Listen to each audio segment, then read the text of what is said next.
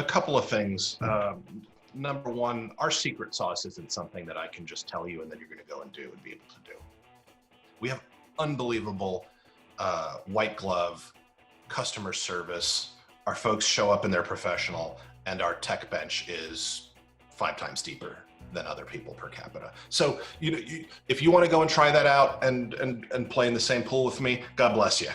That's not what I'm worried about. In fact, I go in there and I talk to people about some of the stuff. I go, oh my God, have you read the book Profit First? That's been pivotal for our business. We don't talk enough about finance in this business. We don't talk enough about how do you really get to profitability? Not the 101, not the 201, but the master's level of let's all sit in a room and talk about what makes us successful when it comes to finance.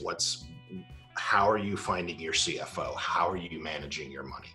And I talk about revenue, I talk about profit margin, I talk about all that stuff, because you can't take that from me. And I think that that's something that we all really need to understand, which is you can't take that from one another.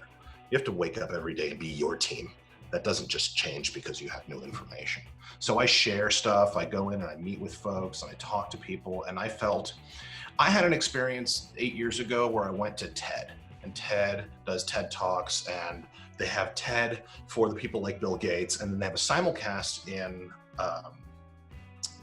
in Palm Springs, and that's where smart artists and entrepreneurs and people like that go. And I went to TED. It's called TED Active, and it's like 5 days of hanging out with like-minded, creative business people.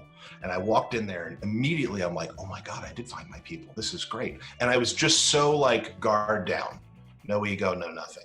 So as soon as I walked in that room and I started bumping into people, I'm like, oh, this is going to be kind of like a TED Active experience where we all speak the same language. We see the world through not the same lens, but a relatable one.